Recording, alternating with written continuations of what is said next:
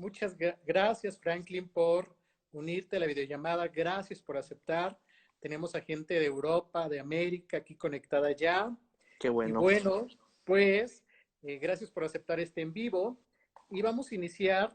Eh, Quiero que nos digas cuál es tu formación académica y cómo llegaste al área de habla. Bueno, yo soy fonoaudiólogo, me formé en Brasil, tuve la fortuna de estudiar allá. Eh, y inicialmente, pues yo he estado más relacionado a la disciplina de motricidad orofacial, pero dentro de la de motricidad orofacial siempre hay un estudio que se hace sobre el habla, ¿no? Relacionado más a la parte fonética. Y pues con el tiempo fui viendo en la clínica que la parte fonética a veces quedaba un poquito limitada, ¿no? Porque el paciente también, la gran mayoría de los pacientes evidencia también una alteración fonológica y de ahí pues comencé a procurar un poco más profundizar mis conocimientos en eso. Básicamente fue algo de autodidacta, básicamente porque en la época que yo comencé a buscar más esa unión de fonética y fonología, pues no había literatura tan disponible que hablara de ambos componentes juntos, ¿no? Tanto que en algunos lugares incluso se estudia por separado la fonética por un lado y la fonología para el otro lado, y muchas veces no se explica cómo eso se puede ver en el paciente, ¿no? En el niño, cómo es una alteración fonética, una alteración fonológica, tanto que hasta ahora existe esa duda, ¿no? Tanto de alumnos como de profesionales. ¿Cómo evidencia una alteración fonética y cómo evidencia una alteración fonológica? Y pues entonces un poco mi curiosidad por entender qué pasaba con mis pacientes fue haciendo con que yo vaya profundizando las lecturas básicamente en ambas áreas, ¿no? Yo sé que puede haber mucha gente que dice, pero eso es obvio, pero no es obvio porque en muchos lugares no se estudia la fonética y la fonología en conjunto, se estudia por separado. Es más, el lingüista que te enseña fonética, te enseña la fonética desde el punto de vista lingüístico, pero nunca aplicado al paciente. O sea, no te dice, muchas veces no te explica cómo eso se ve en la boca del niño cuando él habla, ¿no? Y lo mismo, cuando te hablan de fonología, te dicen que son procesos cognitivos o solo son procesos auditivos y no te explican que la fonología también es mucho más allá, que implica la organización, la secuenciación de los sonidos a nivel de fonotáctico, donde ya entra el léxico, la gramática incluso. O sea, es un proceso sumamente complejo, ¿no? Entonces, más que nada fue eso que me llevó a ir estudiando más sobre el tema, buscando bibliografía y un poco juntando de diferentes lugares para ir armando todo un, todo un estudio que he venido haciendo y he ido escribiendo algunas cosas sobre ello, ¿no? Muy bien, Franklin. En base a las definiciones actuales de habla y en base a la evidencia científica actual, ¿cuál consideras que es el concepto actual de habla? Eso es sí, muy interesante, ¿ya? Porque, pues, justamente como te decía, el habla muchas veces es muy separado de otros aspectos, ¿no? Teóricamente o tradicionalmente se asumía que el habla era solo el aspecto articulatorio. Sin embargo, el habla implica muchas cosas más, ¿no? Solo para hacer mención de cuando ya estamos hablando, está implícito pues la voz, está implícita la fluidez, está implícita la articulación, y dentro de la articulación están implícitos procesos fonéticos que podríamos decir que son más neuromusculares y pues de movimientos y de producción que se puede oír, y fonológicos que son cognitivos, ¿no? Entonces, viendo todo eso, el habla es sumamente compleja. El habla hoy en día podemos decir que es un proceso no tan solo neuromuscular, sino también es un proceso neurolingüístico, neurosensorial, donde hay una retroalimentación auditiva y somatosensorial también, que es subconsciente, ya no es consciente, a menos que nosotros hagamos consciente al paciente, ¿no? Eh, o al individuo que está hablando. Es un proceso psíquico también, ¿no? Sumamente complejo, y es un proceso que requiere de la cognición, ¿no? Y es algo que muchas veces olvidamos, seguimos pensando que el habla, como digo, es un proceso mecánico nada más, articulatorio. ¿Y dónde queda la cognición? Entonces, el habla, hoy en día se entiende el habla que incluso hay modelos multisensoriales, le dicen, ¿no? Que el habla es un proceso multisensorial, donde está implícita la cognición neuromuscular, somatosensorial, neurolingüístico, ¿no? Y que al final nosotros como profesionales lo único que observamos es la voz, la fluidez, la prosodia y la articulación. Y en base a eso nosotros tenemos que inferir qué puede estar pasando en todos esos niveles, ¿no? Muy bien, Franklin. Y bueno, para señalar, de acuerdo a estas definiciones actuales, ¿cuál consideras que sea la principal diferencia actual entre lenguaje y habla? En realidad la diferencia es más teórica y más de pues, concepción para estudiarlas, ¿no? Porque cuando estamos hablando estamos usando lenguaje. Dentro del habla están todos los componentes del lenguaje. Yo en este momento para hablar, estoy utilizando fonética y fonología y algunos procesos suprasegmentales, que como te dije, la voz, la fluidez y la prosodia. Pero para que mi discurso sea entendido, estoy usando el léxico, la semántica, la morfosintaxis, ¿no? Entonces, hay una división, sí, pero es más teórica, es más de estudio para profundizar qué podría ser aspectos diferentes a la hora de evaluar el paciente. Pero en realidad cuando estamos hablando, estamos produciendo, estamos utilizando el lenguaje. Es más, hay una gran diferencia entre habla y fonoarticulación, ¿no? Un paciente te puede decir el carro bonito, pero tú le preguntas cómo se llama y el paciente te dice el carro bonito. Entonces, él está articulando, pero en realidad no comunicaría habla al 100% porque no habría, pues, no habría comunicación, como te digo, ¿no? Entonces, teóricamente se divide pues, el habla en esos procesos, ¿no? En fonética, fonología, prosodia, fluidez y voz. Y también teóricamente podríamos dividir el lenguaje pues, en los otros componentes, ¿no? Morfosintaxis, léxico semántico, y pues la pragmática, que es una discusión si es un proceso de lenguaje o es más allá del lenguaje. O sea, existe toda una discusión en base a la pragmática, ¿no? No se, no, no algunos autores la encajan dentro de un componente de lenguaje, otros más allá del lenguaje, etcétera, ¿no? Pero la pragmática también influye incluso en el habla, ¿no? Como yo estoy hablando, y eso se ve en pacientes, por ejemplo, los niños o los individuos que tienen un trastorno del espectro autista, ¿no? TEA, tienen una disprosodia, ¿no? Y se asume que la pragmática influye mucho en su disprosodia. El habla a veces media robótica, ¿no?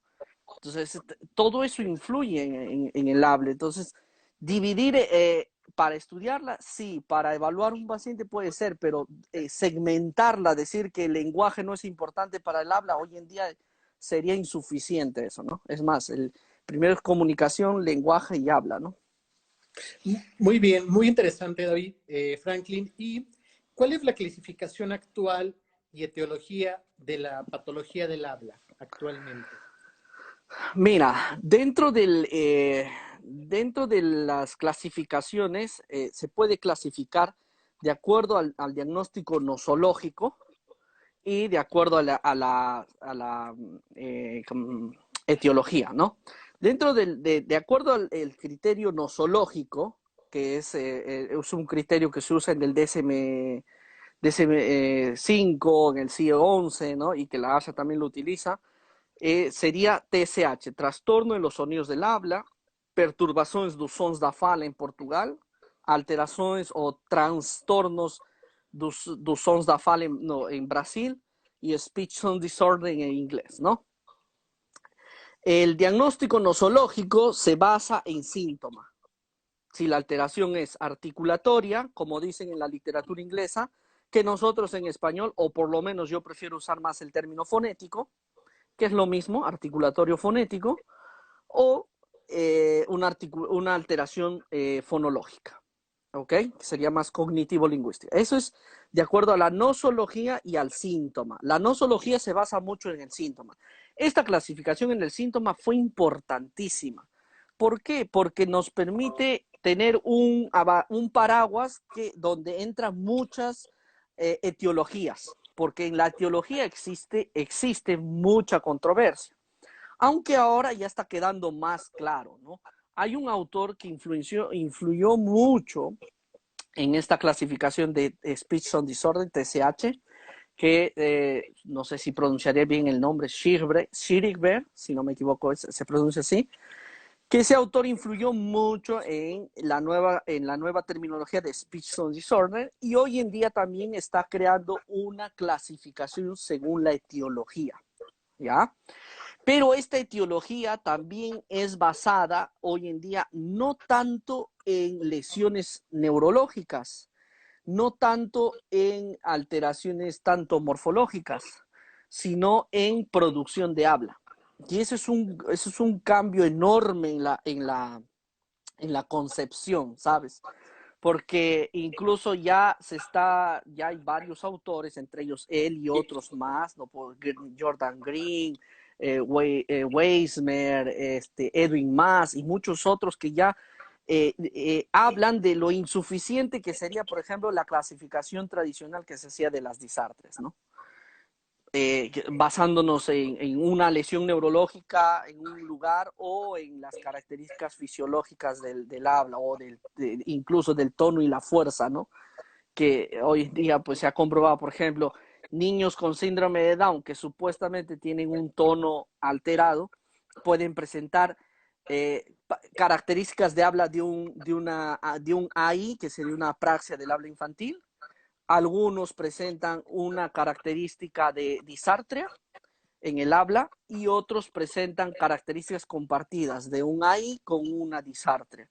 Entonces se están percatando que hacer una clasificación tradicional, o sea, basada solo en las características del movimiento aislado, de la fuerza, del tono o de estructurales es insuficiente, porque en realidad pueden tener dos individuos la misma alteración neurológica, pero su habla puede ser diversa, diferente, su prosodia, su articulación, sus errores diferentes. Entonces, esa es una clasificación que fue propuesta en 2017, la de Schirriber, donde clasifica por etiología, ¿no? Pero todo eso es TSH, Speech Sound Disorder, y las etiologías pueden ser diversas, ¿no?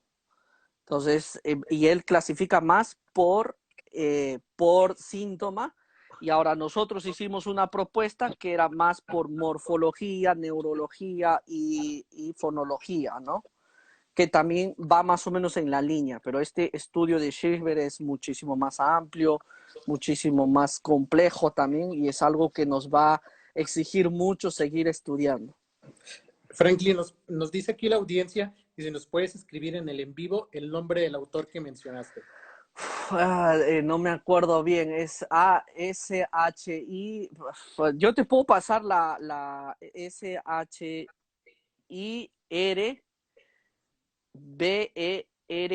si no, Schirriber, algo así es su apellido. Ahorita, no, como te digo, no lo tengo a la mano ni siquiera el nombre, por eso que se me complica su apellido. Muy bien. Entonces, Para todos los que después nos te están paso el escribiendo, artículo, no sé. para todos los que nos están escribiendo, el en vivo se va a quedar guardado, va a estar en su página de internet de Franklin Susanibar y también en el canal de YouTube de Carlos Manzano. Entonces, y por supuesto aquí en el Instagram va a estar 24 horas. Bueno. Claro, en el DSM-5 sale TSH, claro, pero en la versión inglés. El problema del DSM-5 en español, disculpa que he visto una pregunta ahí, Claro. el DSM-5 en español lo volvieron a traducir como trastorno fonológico. Fue un error grave, garrafal, porque justamente en el DSM-5 participaron muchos speech language therapists, ¿no? Muchos fonoaudiólogos o logopedas americanos para reformular algunos diagnósticos y hacerlos más amigables a todas las profesiones, ¿no? ¿Y qué pasó en el DSM-5 en español? Nuevamente lo tradujeron como trastorno fonológico, que fue algo, pues debe haber sido del traductor, ¿no? Que no era especialista el traductor. Es lo que yo hipotetizo. Franklin, ¿cómo diagnosticamos los trastornos del sonido del habla? Eh, Mira, para hacer el diagnóstico se tiene que hacer una valoración de la producción fonética y fonológica y pues conjuntamente con una anamnesis muy direccionada al habla y una exploración morfológica orofacial que nosotros hacemos, ¿no? Hay una prueba que ya hemos publicado que tiene una primera versión validada y va a salir una versión revalidada con mayor confiabilidad y todo eso. Esperemos que este año, todo estaba proyectado para este año, pero con esto del COVID se ha paralizado incluso la toma de muestra y todo eso, ¿no? Pero se espera que salga. Entonces se tiene que hacer una valoración de la producción de los sonidos, perfilar la parte fonética, la parte fonológica, compararla con el perfil de edad para decir si está adecuado o no. Y ahí en base a eso se hace un diagnóstico, primero nosológico, que sería TSH, ese es el diagnóstico más fácil de hacer. En realidad, el diagnóstico nosológico, que es TSH, es fácil de hacerlo. Cualquier niño que articula mal es un TSH. Lo más importante es saber qué errores tiene, o sea, a qué nivel, fonéticos o fonológicos, que es al final lo que nosotros queremos trabajar. Es decir, el fonoaudiólogo va a trabajar sobre el tipo de error, el síntoma, que es fonético o fonológico su error en la producción de sonidos del habla. Entonces, el diagnóstico nosológico es un poco más fácil porque lo puede dar un psicólogo, lo puede dar un médico incluso, porque está en sus manuales, el CIE-11 y el DSM-5, ¿no? Pero lo más importante es perfilar el componente fonético y el componente fonológico y ver qué tratar primero, ¿no? Muy bien. ¿Cuáles son las medidas de intervención en general de los trastornos de los sonidos del habla? Bueno, la intervención es justamente direccionada a las alteraciones fonéticas y o fonológicas, nada más. Se trabaja la producción de los sonidos del habla. Ahora, tú puedes tener varias estrategias, ¿no? Hay estrategias propioceptivas, por ejemplo, el prompt, ¿no? Que da señales propioceptivas, o hay otras, ¿no? Que se han usado desde lo tradicional, desde Van Riper, ¿no?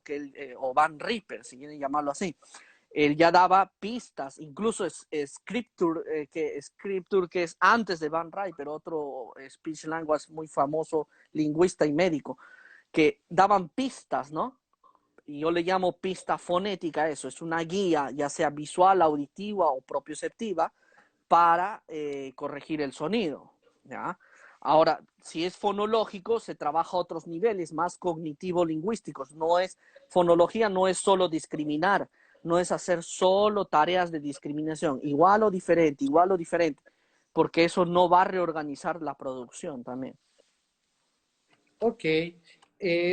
Hay muchos mitos alrededor de los trastornos del sonido del habla, en el habla. Y uno de los principales son las praxias orofaciales. ¿Por qué no hay que hacer praxias orofaciales en los trastornos del sonido del habla? Mira, eso es muy fácil de refutar. Existen 6 cosas para refutar eso. Mira, primero, en la producción de los sonidos del habla, para yo hacer un sonido como por ejemplo, aislado, necesito encadenar diversos movimientos y también encadenar salida de aire y producción fonética, fonológica, porque yo lo reconozco a nivel auditivo. Pero, por ejemplo, si yo solo hago esto, no hago nada de eso.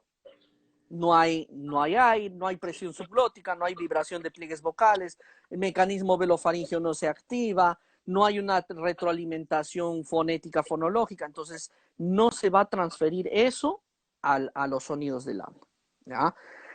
Los centros neurológicos son diferentes. Hay varias investigaciones que ya han comprobado que los centros neurológicos son diferentes del yo hacer o al yo hacer la, le, li, lo, lu, ¿no?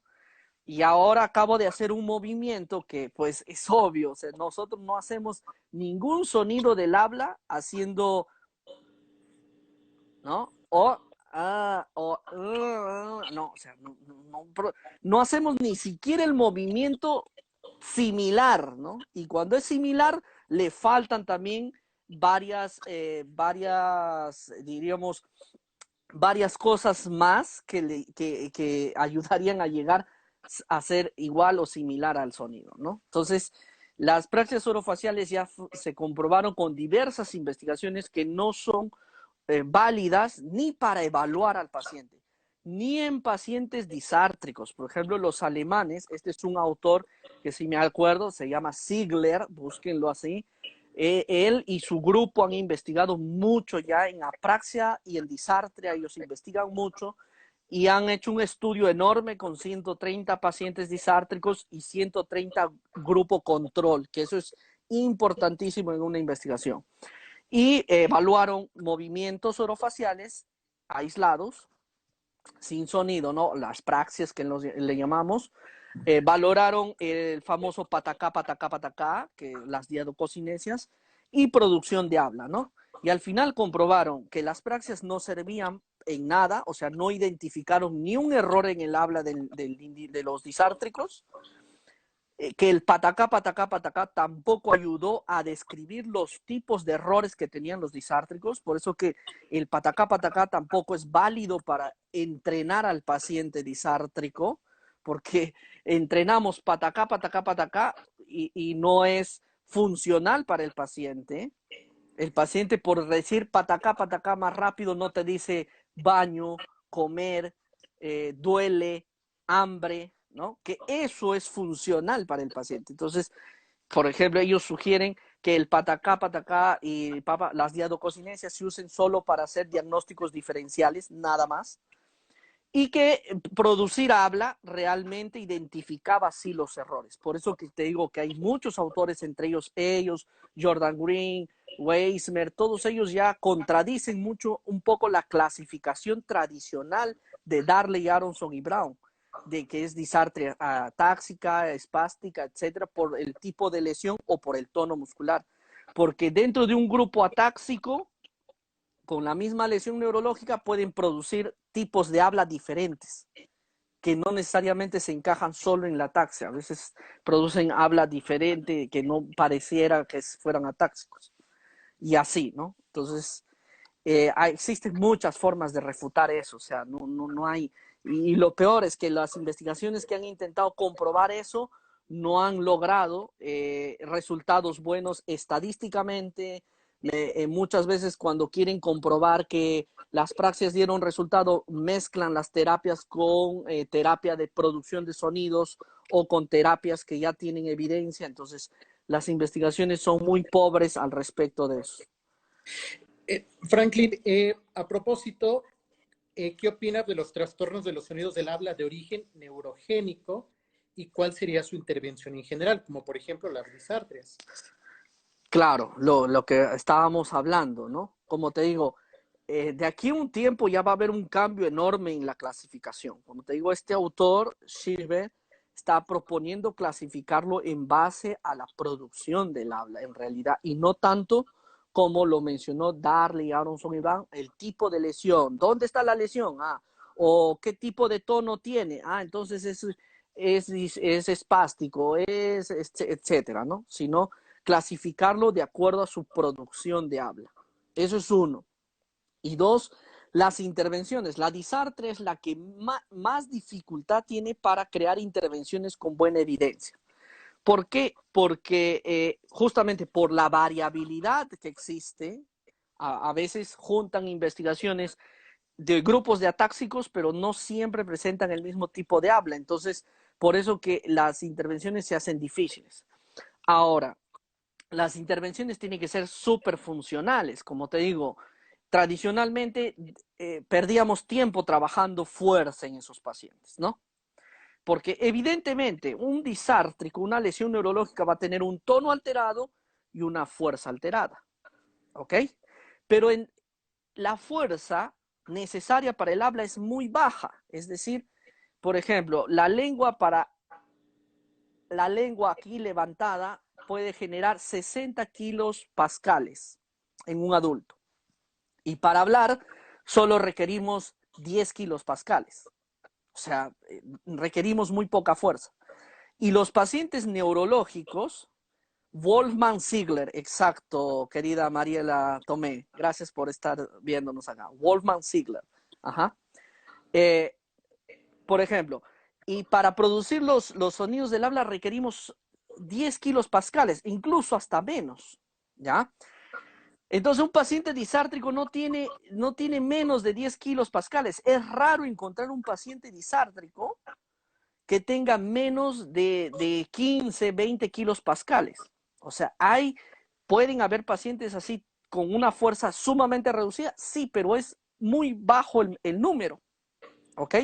Ahora, otro gran problema del entrenamiento de fuerza es que se entrena fuerza isométrica máxima y no entrenamos fuerza dinámica. Lo que requerimos en el habla es fuerza dinámica y no fuerza isométrica máxima, ¿ya? Es decir, si queremos entrenar fuerza para el habla, deberíamos entrenar fuerza produciendo sonidos de habla, ¿ya? Y ahora el problema es que es raro encontrar una fuerza tan disminuida. Ahora, pensemos, un paciente disártrico, ¿qué puede tener además de fuerza reducida y tono alterado? Cognición alterada, muchos de ellos. Problemas en planificación y programación motora.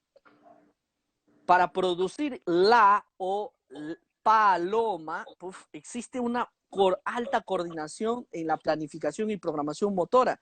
Incluso, pues, si hoy en día vemos los videos de resonancia magnética funcional durante el habla, o sea, nos quedamos impresionados cómo la lengua ya está produciendo un sonido y el mecanismo velofaringeo se está preparando para el otro, y a todo eso se le llama la coarticulación, y todo es regido por la lingüística.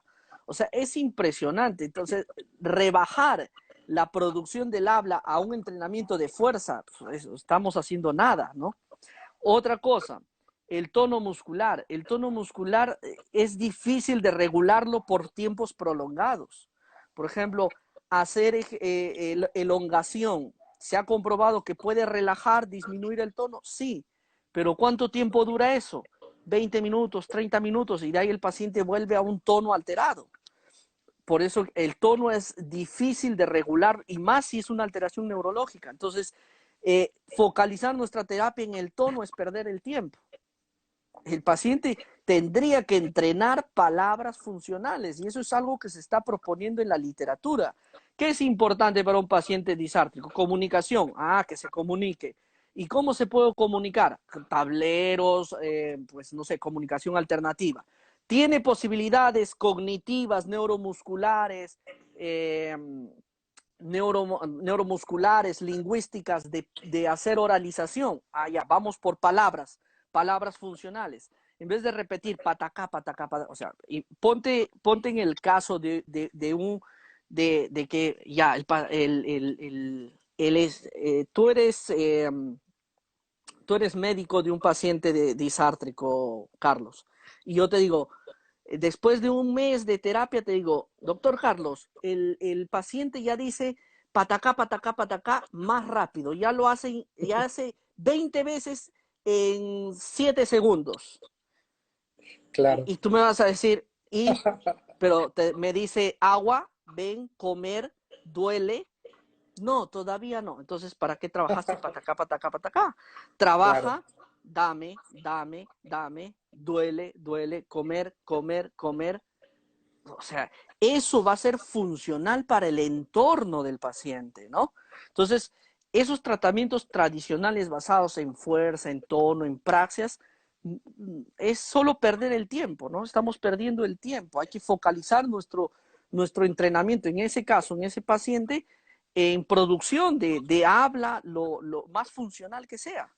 Porque un paciente disártrico, ¿cuánto tiempo te vas a demorar para que levante la lengua? Es Claro. más, hay pacientes disártricos que nunca te levantan la lengua, pero cuando llegas a la sesión terapéutica te dicen no, porque no quiere, ya están cansados de las terapias, ¿no? Ya no quiere Claro. una más. que lleva terapia física, nutricionista, médico, y encima llegas tú a darle la terapia y dice, no. Pero si tú le pides, levanta la lengua, y el paciente no te va a hacer eso, porque no puede hacer el movimiento voluntario, pero para decir no, sí te dice no. ¿Ya? Y debe haberles pasado a las personas que ya han atendido pacientes disártricos esto. Todo lo que te estoy diciendo ya me ha pasado y me puse a cuestionar. Ya entrené, pa.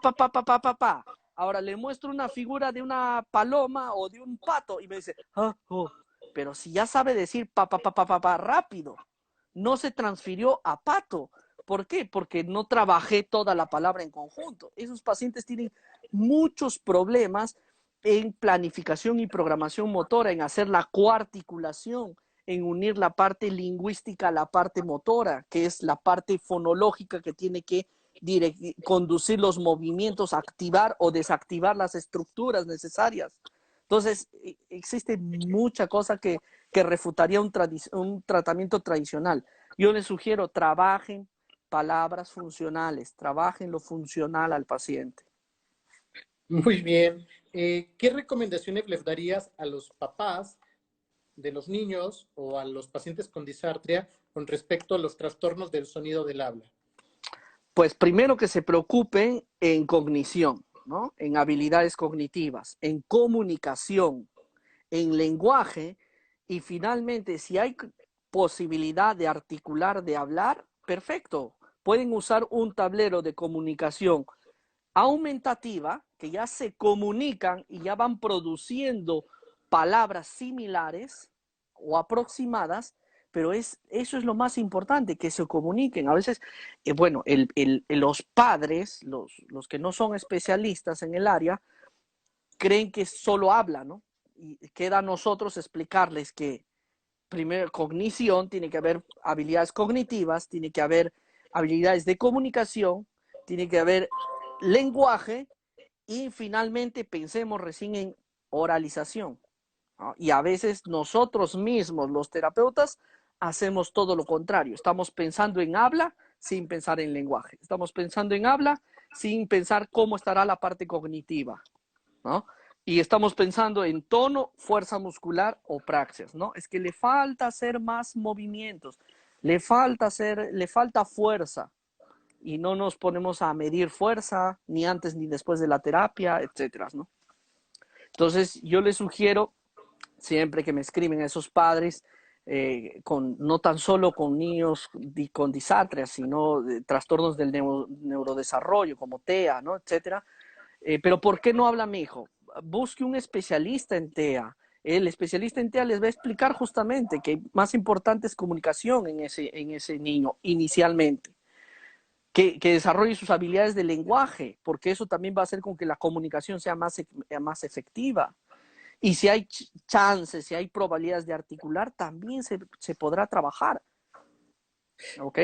Aquí nos menciona un autor, una persona. ¿Cómo se llaman los autores que proponen la otra clasificación de disartrias? Mira, no es la otra clasificación de las disartrias, sino es la clasificación para los diversos trastornos neuromotores del habla. Schirber o Schirber, algo así se escribe. Okay. Déjame, pues, no lo tengo a la mano. Como te digo, ahí sí, yo te paso el nombre, te paso incluso el link del artículo. Fue publicado en 2017 y ahora ha sido revalidado en 2019 con una población grande. Perfecto. ¿Qué le recomendarías al foniatra, al terapeuta de lenguaje, al fonoaudiólogo, al logopeda en atención de los pacientes con trastornos del sonido del habla? Pues mira, siempre me preguntan esto, ¿no? ¿Y qué hago con mi paciente? Primero pregúntate por qué tu paciente tiene eso, ¿no? Y para que entiendas qué tiene tu paciente, primero tienes que saber edades de adquisición. Tienes que saber rasgos distintivos, porque el niño no sustituye fonemas, sustituye rasgos. Ese es un cambio enorme en el área de TSH, ¿no? Ya no debemos estar pensando en fonemas, sino en rasgos. Ya, ¿cuáles son los rasgos del español? ¿No? ¿A qué edad se adquieren esos rasgos? ¿No? ¿Cuál es la diferencia entre una alteración fonética y una fonológica? ¿No? ¿Cuáles las peculiaridades de una apraxia del habla infantil y un trastorno fonológico severo? Porque pueden confundirse, pueden enmascararse en algún momento. Exacto, Héctor, por ahí escribieron Wolfgang Ziegler. Pero Wolfgang Ziegler no es el único que habla de la nueva clasificación, lo habla otro autor, ¿ya? Entonces, yo les sugiero que nos empapemos de todos esos temas. El TSH, siempre digo, el TSH, el idiopático, el que nos llega más a la clínica, es fácil de atenderlo. Es muy, muy fácil de atender. Pero tú tienes que comprender todo lo previo. El problema es que queremos siempre lo mágico, el tip. Ya, dime, ¿cuántas veces repito? No quiero pensar en qué rasgos están alterados, no quiero pensar en por qué está alterado, sino quiero pensar en, ya, dame el tip, la receta, ¿no? ¿Cuántas veces repito? Y no existe receta. Una misma alteración puede ser fonológica o fonética, y ahí la terapia cambia. Una misma alteración puede ser por alteración morfológica de etiología o puede ser simplemente patrón, no aprendió el patrón idiopático. Entonces, son diferentes las formas de trabajar. Pueden existir principios, pero los principios se basan en eso, en comprender edades de adquisición, comprender cuáles son los rasgos distintivos del español, comprender qué diferencia hay entre una alteración fonética o fonológica, etcétera, ¿no? Muy bien. Aquí hay otra pregunta que nos mencionan. ¿Qué opinas de la apraxia del habla infantil o de la dispraxia del habla infantil? Bueno, apraxia del habla infantil. Bueno, ¿qué opino? Que es un paciente difícil de trabajarlo, ¿no? Es un disártrico, pero no le dicen disártrico porque no hay lesión neurológica evidente, ¿no? Ya no se usa más el término, dispraxia, ¿no? Hace muchos años ya que se cambió ese término por apraxia del habla infantil, ¿no? Entonces, es un paciente que en Hispanoamérica, por lo menos, no tenemos mucha bibliografía, pero en inglés ya se estudia hace muchísimos años. Incluso acaba de salir un artículo recientemente publicado, hace unos días, en la revista Nature, sobre la genética en esos pacientes. O sea, se está comprobando cada vez más que el TSH idiopático, ya sea práxico o TSH fonético, fonológico, el más común de todos, tiene una carga genética, siempre hay la genética. Por eso que en el futuro vamos a tener que entender un poco más de genética también, ¿no? Padres que demoraron en hablar, niño que también va a demorar en hablar, y no es porque le falte tono, fuerza, ni amplitud, ni coordinación neumofono-articulatoria, ni hay que trabajarle respiración costodiafragmática, o sea, los paradigmas han cambiado muchísimo, ¿no? Muchísimo. Y seguir hablando de tono, fuerza, etcétera, bueno, las praxias se remontan al siglo pasado, prácticamente, al inicio del siglo pasado, ¿no? Y el tono y la fuerza muscular entraron en vigencia en los años 60 con Darley, Aronson y Brown, ¿no? Pero ojo, ellos hacían su análisis en pacientes disártricos. Ellos nunca hablaron de pacientes regulares. El problema es que nosotros hemos transgiversado todo y hemos comenzado a darle una explicación al paciente que es idiopático, que no tiene una alteración evidente, decir, le debe faltar fuerza, le debe faltar tono. Y estos autores nunca hablaron de pacientes regulares, hablaron de pacientes neurológicos. Y evidentemente, todo neurológico tiene un tono alterado, sí, una fuerza por lo general disminuida, sí, pero no tanta tampoco, ¿ok? Un niño regular, es más, ya hay varias investigaciones que han comprobado que el TSH, el niño que articula mal, a veces tiene fuerza de lengua mayor que un niño que habla bien. O sea, y hay varias investigaciones, hay varias, y hay una del año pasado y otras desde la de época del 80 ya han comprobado eso. El niño que cecea tiene más fuerza de lengua que un niño que no cecea. Y niños que articulan mal tienen más fuerza que en la lengua que niños que hablan bien. O sea, la fuerza no predice nada. Aquí Sofía Ignacia nos pregunta, ¿cuál es la diferencia entre trastorno del sonido del habla y desorden motor oral o entra dentro de esta misma clasificación?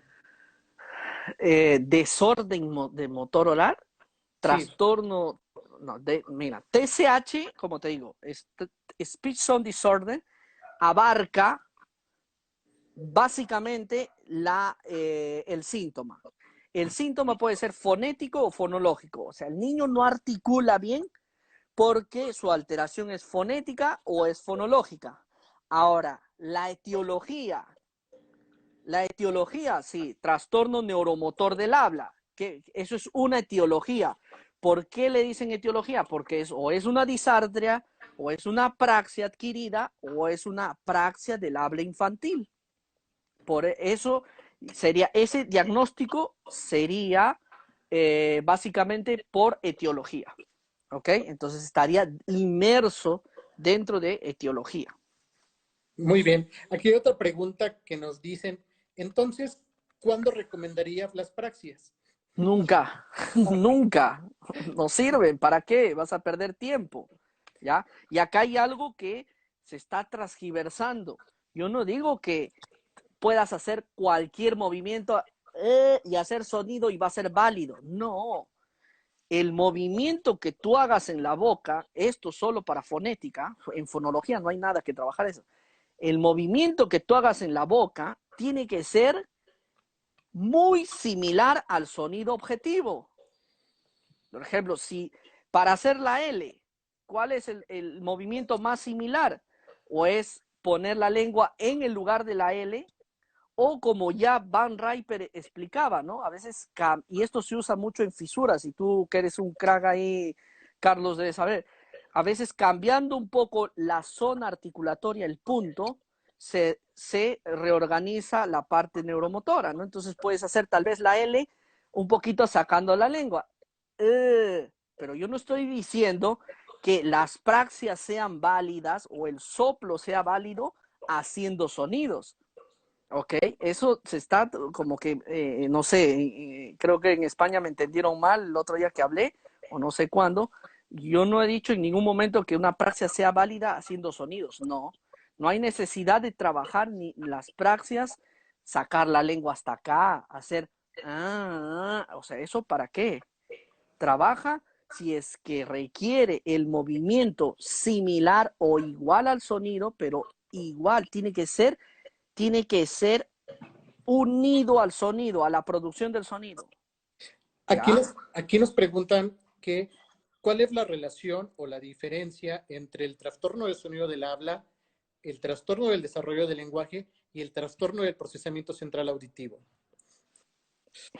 Su propio nombre lo está diciendo. Trastorno de los sonidos del habla abarca lo que es fonética y fonología, trastorno del lenguaje, ya puede abarcar léxico, semántico y todo eso, y procesamiento auditivo, que afecta solo la audición.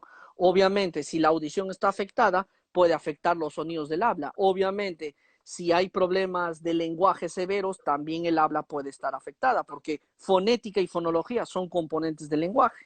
Y el habla depende mucho de la retroalimentación auditiva, claro que sí. Entonces, esos son trastornos diferentes que un niño puede tener todos ellos, pero no necesariamente se le tiene que dar todos los diagnósticos, ¿no?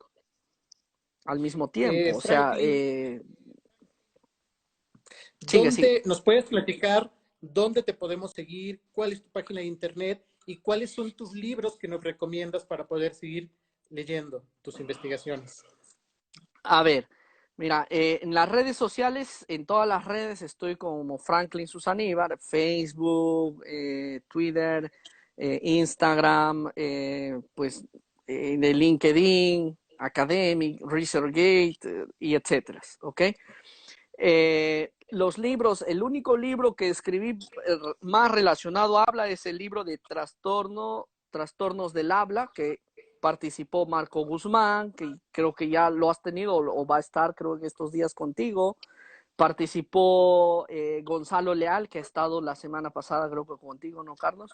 Así es. En ese libro llegamos hasta la parte de evaluación, ¿ok? En ese libro ya estamos planificando y ya está en proceso la parte de intervención, pero evidentemente estamos metidos en muchas otras cosas más y a veces no nos alcanza el tiempo para concluir este proyecto, ¿no? Mi página web es franklinsusanibar.com. Hay algunos estudios no solo míos, sino principalmente de la literatura inglesa, que son los que están tops en el área, que debemos seguir leyendo constantemente a ellos para ir cambiando los paradigmas en realidad. ¿Ya? Pues, y a veces me escriben y yo voy comentándoles, respondiéndoles, ayudándoles con algunos links de investigaciones. Yo encantado de responder, a veces no respondo inmediatamente, pero respondo, entonces encantado de poder ayudar, compartir. Próximamente sale el artículo que le he mandado a tu revista, ¿no, Carlos?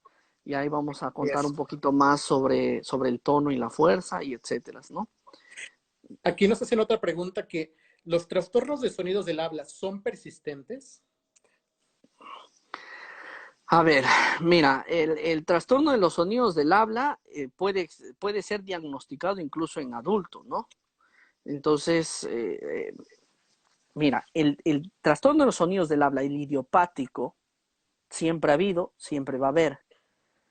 ¿Qué puede pasar con un idiopático si es que no lleva una intervención? Muchos de ellos alcanzan la adquisición fonética fonológica en edades más avanzadas. Lo normal para el español es que a los 6 años ya haya adquirido todos los sonidos del habla del adulto, ¿ok? Pero un TSH persistente puede pasar de esa edad. O como le dicen, TSH residual también utilizan en la literatura, ¿ok? Entonces puede pasar de esa edad, llegar hasta los 8, 9 años y adquirir, pero pueden haber otros que no lo adquieren y siguen con el error hasta la adultez, ¿ok? Generalmente, ¿qué sonidos no adquieren estos pacientes o estos individuos?